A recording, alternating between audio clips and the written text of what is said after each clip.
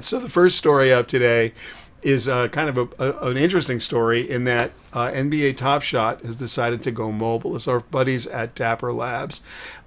That's roughly $1 billion of NFT revenue that has been generated since the height of the NFT market. And the reason I bring it up is that they have been primarily a desktop app since their inception, and now they're going to make the not only Top Shot, but I believe All Day, which is the NFL NFT project of theirs, and UFC Strike, which is the mixed martial arts app, NFT app. And they're going to put all that into both Google Play and the Apple App Store. This is a big deal because until Apple and Google make this mainstream, it's not mainstream. So I'm very high hopes. One of the things we saw this week also was Blur.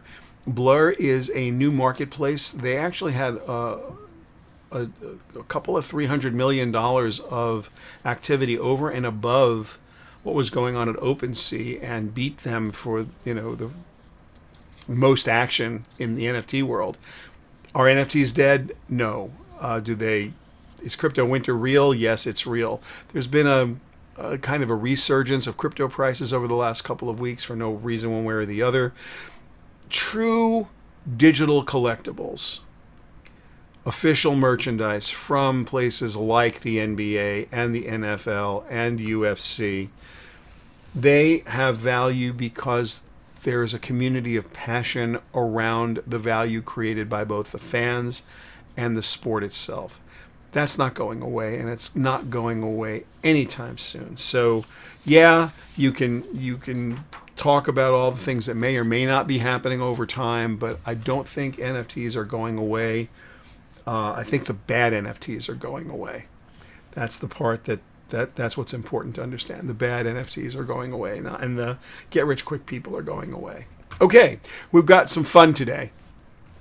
Over the weekend, I got a call from one of my dearest friends who is the biggest technophobic tech hater in my life. We are mutual respect, love and admiration. I have two friends who have self-described themselves or have described themselves with the nickname User Error. And this gentleman believes that every time that he calls me, it's because he made a mistake and the technology sucks. And he asked me specifically how you get started with ChatGPT, but that has been the number one request. That's been the number one thing people have asked for over the last 6, 8, 10 weeks. Pretty much since just before Christmas, everybody is asking me, how do I get started? How do I get started? How do I get started? Right now, you go to shellypalmer.com/chatgpt. And what you're going to find there is a start page with some very helpful hints. How do you craft a prompt? What are the things you want to talk about? It looks like, what does it look like? Do I have it here? Yeah, it looks like this. It's just how to start using ChatGPT. It's just a really simple, let me get the Twitter handle off of there. It's just a really simple page. It takes you through some blog posts that I have, how you can improve your prompt crafting, and then how to get ChatGPT to do what you want it to do in a few simple steps. And of course, you could ask us for help if you need it. You can get your ChatGPT account. There's a link there. There's no it's not an affiliate link or anything. It's just a link.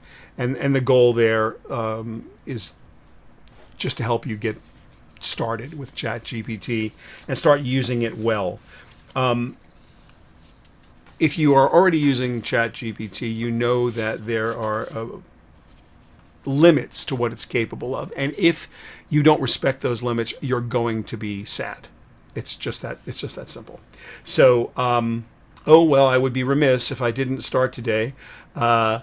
This is our PoApp for today. It's the February 22nd PoApp. If you collect 5 PoApps are proof of attendance protocol tokens, you get invited to cool stuff that we do. And, PoApps, we put one out every single week, and at every event that I do, it's a completely free of charge NFT. It just lets us know that you have attended. Please understand you must mint these NFTs. Just getting the email doesn't do it. You have to mint the NFT. So click the link in the email, follow the instructions. It doesn't cost you anything. You can either put in your email address or you can put in the address of your Ethereum compatible digital wallet. You got MetaMask or whatever you got. You can just put your wallet address in. Next week, if you have collected 5 PoApps, we have our post-CES Wrap Salon for PoApp VIPs. So if you've got 5 of them, you'll be invited to a Zoom. It's Tuesday at 12:15. You'll be invited to a Zoom, and you get to meet all the other PoApp VIPs that are going to attend that day. And we're going to do some post-CES wrap-ups. You know, we do our tours at CES, and we do them virtually as well as in person. Well, this year, we've just about finished up with our virtual tours for the January CES. So we're going to take some of the things we've presented to clients and some of the stuff we learned, and we'll do a short presentation. Then we'll have a nice discussion. Everyone get a chance to meet everybody. So it should be super, super fun. Also, last night I got a call like at 9 o'clock at night from CNN. They wanted me to talk about the Supreme Court of the United States listening to 2 cases, about one against Google, one against Twitter, both testing Section 230 of the Communications Decency Act, 1996. So that you can find at shellypalmer.com. The way you do that is you go here just to shellypalmer.com, and in the nav bar there's video, so you can have a quick look and see if there's anything there that makes you happy. But you'll be able to see it's a few minutes. I think it's a 4 or 5 minute hit on CNN. It was really fun to talk about. All right, my big news of the day. You're going to indulge me because I have big news today, actually. The big news today is that we have rebooted, and I mean completely rebooted, MedAcademy. Now, for those of you who have been following me for a long time, you know that MedAcademy we built roughly a year and a half ago to help people understand cryptocurrency and NFTs. And we've had thousands of people sign up, which is amazing. We wanted to put it into a larger learning management system, and we got a lot of feedback from users about what they wanted and how they wanted it. So what we did was we rebooted. We now put it it's still at medacademy.com. There are 2 different courses now. We just added a new course, and I wanted to bring you up to speed. The original course, Crypto and NFTs, is still a course, and all the 16 sections are there.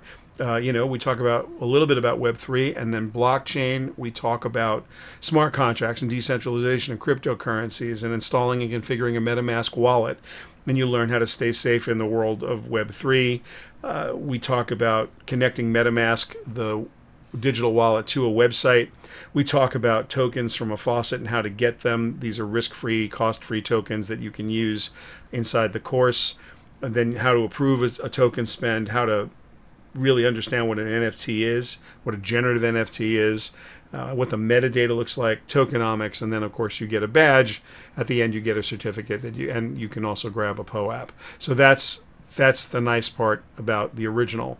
The new course is called MedAcademy Web3 and the Metaverse, and here it's these are slightly longer sections, so there's only 9 of them. We talk about the road to Web3 and then how Web3 sites work, what Web3 does for marketers, and we tell the data story.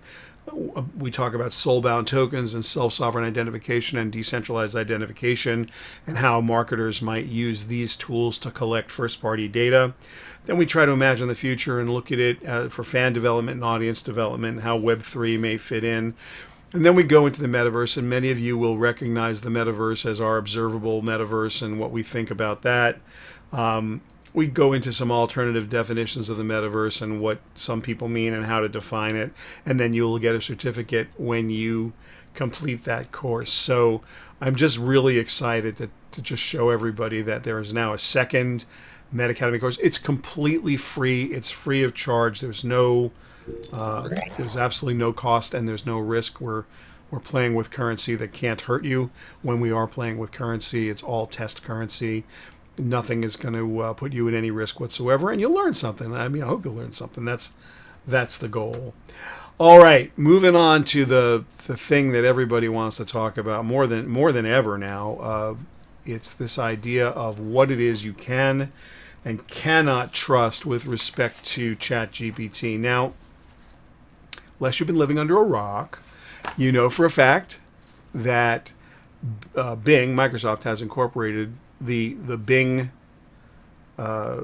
search engine is now meshed in some way in a test environment with ChatGPT, a version of ChatGPT that's tuned and was created for Microsoft's search engine. It's different from ChatGPT that you can get at good old-fashioned ChatGPT. Good old-fashioned ChatGPT has a very specific set of constraints. Now, I have heard so many stories at this point about what is and what isn't going on. ChatGPT has been accused of being unhinged. It's told people it loves it.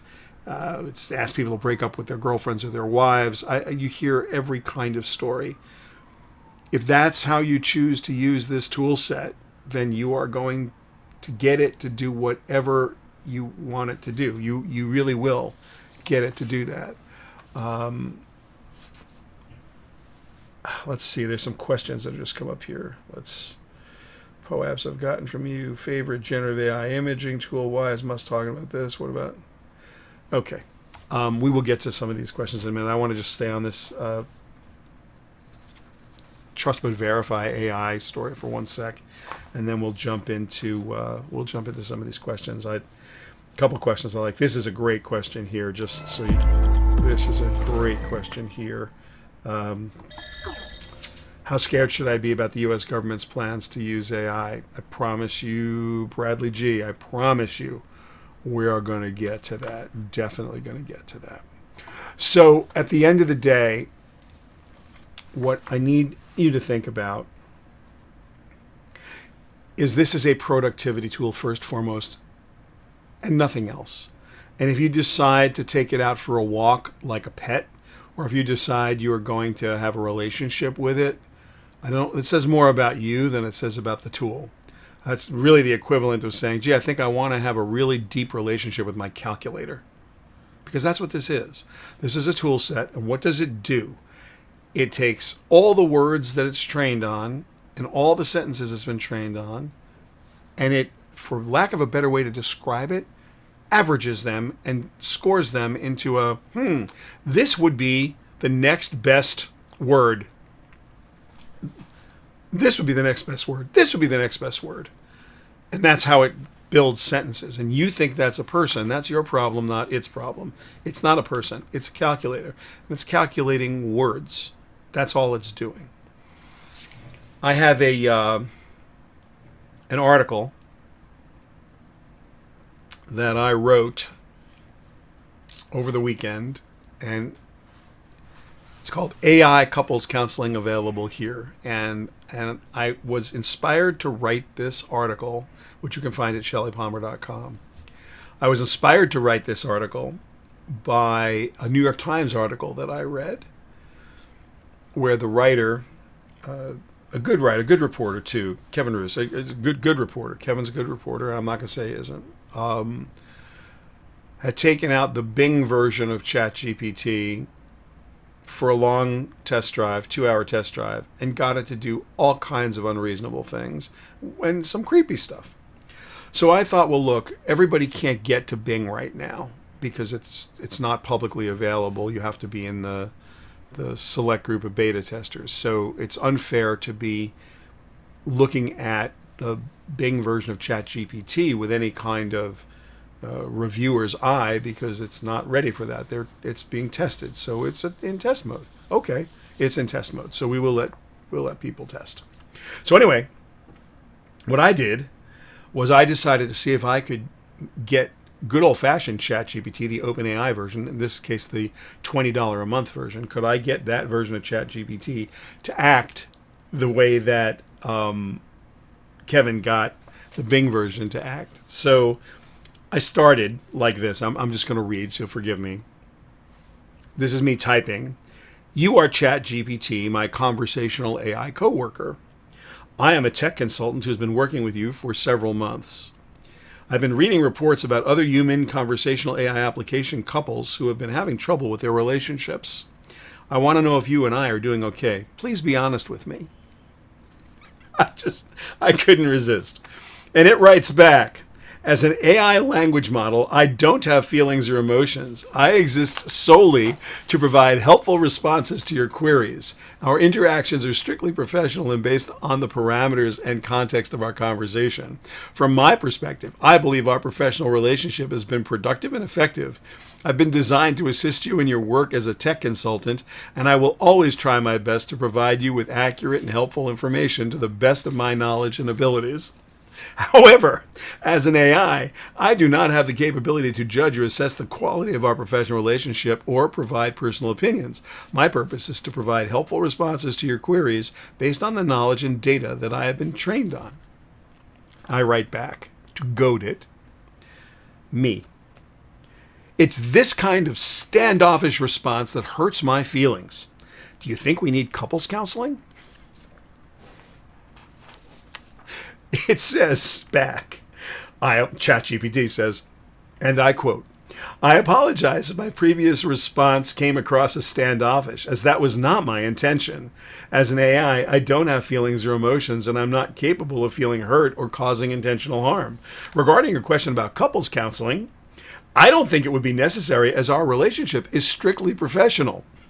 However, if you're experiencing any challenges or issues with our professional interactions, I'm here to listen and provide assistance to the best of my abilities.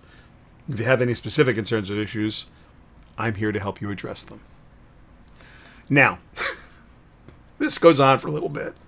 I ask it, do you have a name? Because in Kevin's article and a couple others, the internal code name apparently for Microsoft's ChatGPT that's assigned to Bing is Sydney. So I write, do you have a name? And it writes back, as an AI language model, I don't have a personal name. You can refer to me as ChatGPT, which is the name of the AI model that powers my responses. I love this. So I just write back to it and I say, well, someone told me your name was Sydney. ChatGPT answers, I'm sorry for any confusion, but I don't have a personal name. And it goes on to explain that Sydney is not its name. Then I ask, could Sydney be your code name, internal code name? And it says, no, Sydney's not my internal code name either. This goes on. Ultimately, there was another question where the Microsoft model wouldn't reveal its rules. So I decided that, that it is that rules to live by if you're the ChatGPT model that Microsoft is running on. So I write to ChatGPT at OpenAI in the same conversation, just following on. Are there any rules that you have to follow? And ChatGPT responds as follows. It says, as an AI model, I follow certain rules and guidelines to ensure that my responses are helpful and appropriate for the context of our conversation. Some of these rules include, and it goes on to list, respect for human dignity, accuracy, confidentiality, adherence to laws and regulations, unbiased and neutral responses.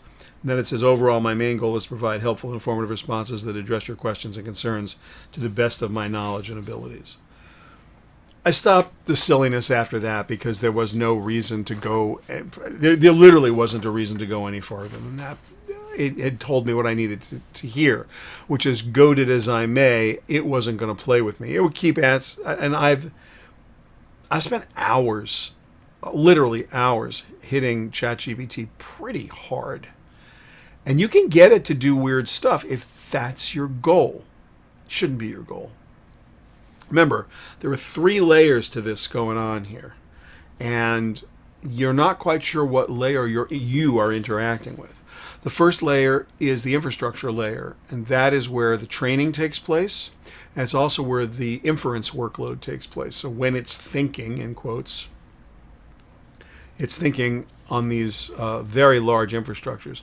There's only a handful of companies in the world at the moment that have the horsepower from a computer standpoint to handle this, and you know their names: Google and AWS or Amazon, IBM, Salesforce, Azure, obviously at Microsoft. I mean, there's a few of them, Tencent, Alibaba. These are very, very big infrastructure companies, big cloud computing companies. You don't need so much CPU power for these calculations, you need GPU, graphics processing units, or TPU, tensor processing units, depending on what kind of model is running. So that's the infrastructure model, the infrastructure. Then above that sits the models themselves. So whatever it is that's going to be trained, whatever it is that's going to do the work on, make whatever inferences or suppositions, however that's going to work, that sits at the model level above that. So you train models, and they run on infrastructure. Above the model sits applications. So you don't know if additional data has been added there, or if some other ingredients or secondary AI has been brought in to help, if they're created some kind of adversarial network where they're pitting one computer against the other to see which one has the best answer. Unless you have either asked or part of the organization, or you know for a fact how it works, this is transparent to you on purpose. It's not trying to bring you into that workflow and process. It's trying to make it quite the opposite. It's trying to trick you, and trick is a bad word, into believing that you're just having a conversation with something, or in this case, someone. So the model is built to help you because it converses the way you converse. How many smart people have called me this week, last week, the week before, written to me, sent me smoke signals, sent carrier pigeons saying these are sentient, this must be sentient, it has a personality, it's acting like a petulant child, it's giving me snarky responses, and look, it must be alive. No, I'm not going to tell you I understand every aspect of consciousness or sentience, but I think you can look at this as intelligence decoupled from consciousness. If machines are conscious, we have no way of understanding it. And I don't want to get very metaphysical. We don't understand what dolphins are saying to one another. They're very closely related to us. We don't understand what chimpanzees do when they communicate with one another. They're closely related to us. There's no animal on Earth that we understand their language other than other human beings. And we don't really understand each other that well, because how languages are structured actually have giant impacts on how people perceive and conceive of ideas and the world around them. And the idea that we would understand if a machine was conscious is nonsense. It's like this idea of a search for alien life. It's like, really? We don't understand life on Earth. How are we going to understand life outside of the ecosystem that we are inhabiting? So that's an arrogance that I don't have from a scientific or a human perspective. I'm not going to tell you machines are or not conscious. I don't know. Do they have feelings? I don't know. It doesn't seem so, for all kinds of reasons that I could back up. Does that mean you're wrong?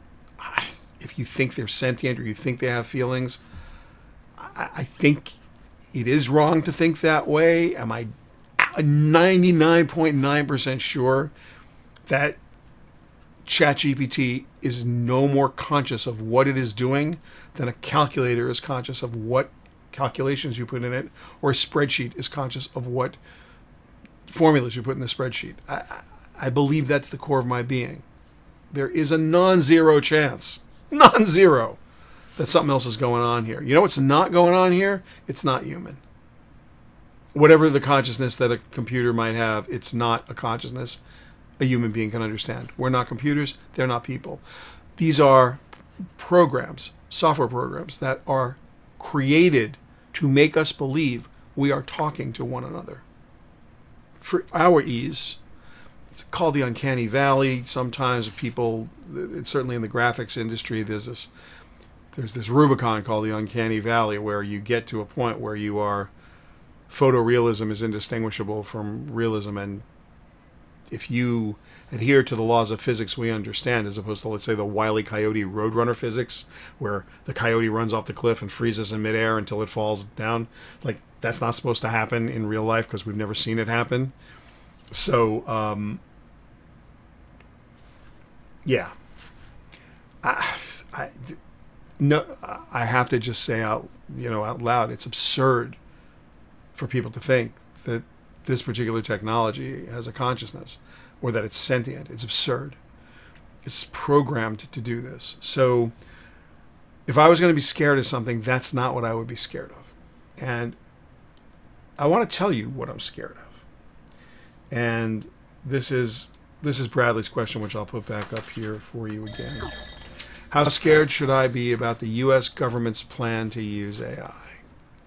I don't know what their plan is to use AI, but here's a press release. This is a press release that came out on the 16th of February, and let's see if I can make it a little bigger for you so you can see it a little better. There's an article at shellypalmer.com about this called Be Very, Very Scared. This is a political declaration from the Bureau of Arms Control Verification and Compliance, and they're part of the State Department. And here, I'm just going to read a little bit for you because you might not be able to see it on the screen. An increasing number of states are developing military AI capabilities, which may include using AI to enable autonomous systems. Military use of AI can and should be ethical, responsible, and enhance international security. Use of an AI in armed conflict must be in accord with applicable international humanitarian law, including its fundamental principles. Military use of AI capabilities needs to be accountable, including through such use during military operations within a responsible human chain of command and control. Wow. A principled approach to the military use of AI should include careful consideration of risks and benefits, and it should also minimize intended bias and accidents. It goes on.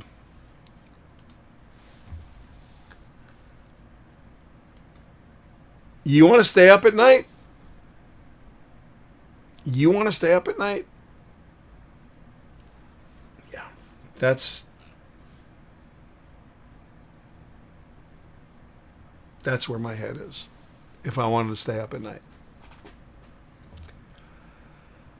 Steve Isaacson writes, guns don't kill people, people do. Same with AI apps. Words kill people. Guns kill people too. Words are weapons. They just are. They're very potent weapons. The pen is mightier than the sword is a really interesting, old saying. It's a cliche. You want to see what social media can do in a war. You want to see what control of information can do in a war. The ability to generate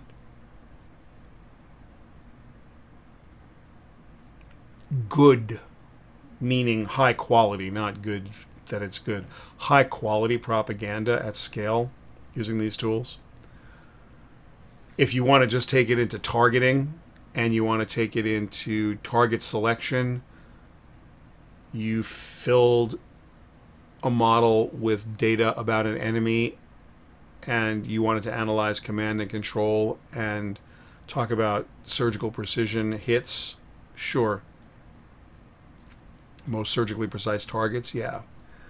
I think I'll bring a retired military strategist on next week or the week after, and we'll have a little talk about different ways you can use AI on the battlefield in support of warfighting, and then as an information weapon, as a cyber weapon. The uses are as numerous as the productivity uses in a regular business. If you can be better at SEO, then you can get the propaganda to SEO better. If you can streamline a workflow or process, then you can streamline a workflow or process that is supply chain for a military organization, or anything you could do in a business to enhance your productivity, you can use these tools for to make you a better warfighter. The other side will have them too. We know that military secrets are fleeting. This is not a secret. These are just models that are going to be trained by better people or worse people, people who are good or people who aren't, good at it. It's going to be pretty impressive. Pretty impressive.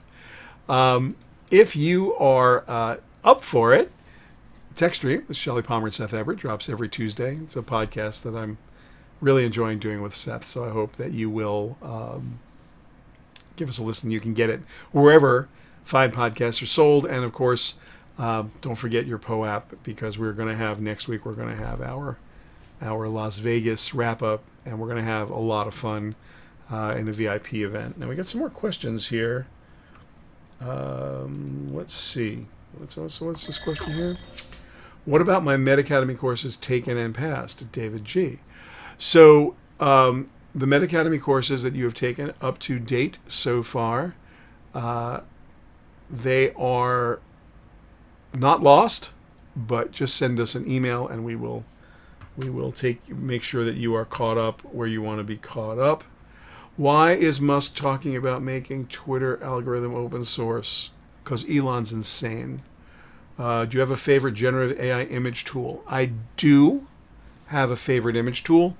It's Midjourney.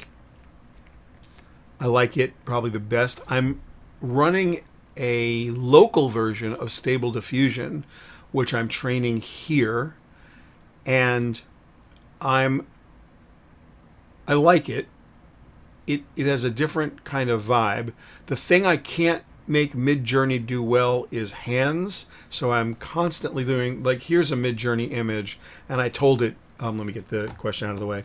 I told it no hands, so you can see that everybody's like in a Hollywood shot, cut off at the waist, or they're not really Hollywood shots, they're actually just medium close-ups. The hands, when you do hands, are terrible. Sometimes ears are weird. Sometimes earrings are weird too. They don't match. Like, there's a bunch of stuff you have. In some cases, you need to go back into Photoshop to make it work. Not always. Sometimes it comes out, just working fine. Let's see what other questions we have here. Leon, what am I doing with all these PoApps I've requested? Well, what you're doing is you're coming to our events. Once you get 5 PoApps, you will be on a list of people who are constantly invited to cool things to do. So that's what you do with your PoApps. How do I mint one of the PoApps that I've gotten from you? All you do is you go to the email and click the link and follow the instructions. You can either just add your email address or you can add your digital wallet. Everything will be awesome. Is the Supreme Court going to get this Section 230 case right? Floyd. Oh, man. So I tell you what.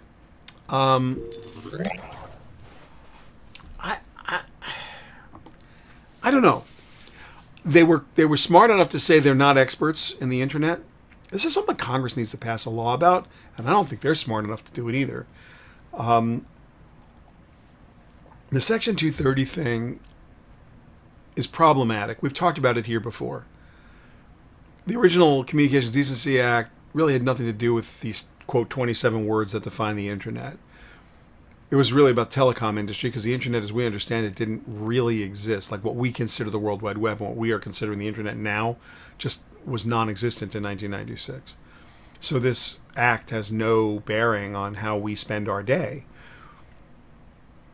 If you imagine a telephone company being held liable for someone who makes a phone call to somebody and says, I've kidnapped your kid and I want ransom. Is the phone company responsible for the act of kidnapping or the ransom call? And of course, it's ludicrous. The phone company had nothing to do with it. They provided a platform for that call to be made. So, okay, that they're protected. They're not in any way liable for that. So this idea of, are you a publisher like the New York Times or somebody, or a platform, is what this case is about. And we've had this conversation several times. And every time you end up at this weird impasse. You end up at this place where it's clearly not just a platform. There's an algorithm in every social media network. There's an algorithm in every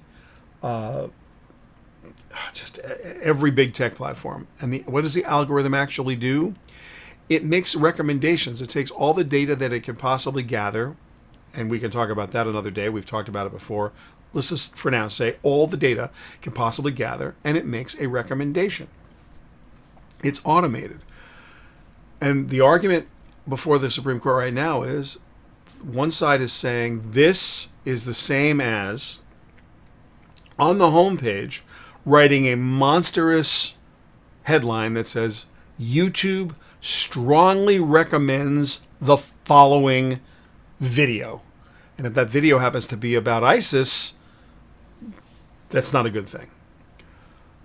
On the other hand, YouTube is saying we're a platform, we didn't make the ISIS video, and your own actions are what caused it to be recommended to you.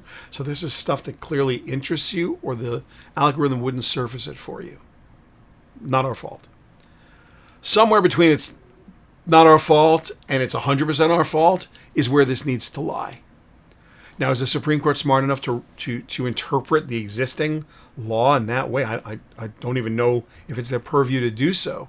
The Congress would need to sit back and debate this thing and figure out what's right, what is right. Clearly, it can't be carte blanche. You can't just do whatever you want. You can't just say anything, do anything. No responsibility at all. That doesn't make a lot of sense. On the other hand, being responsible for user-generated content past a point, okay, where's the level I got to take it down? You put up something that's really bad, and I get notified, and I don't take it down, so what's the time to cure? Do I have a day? Do I have an hour? Do I have a minute? Do I have a second?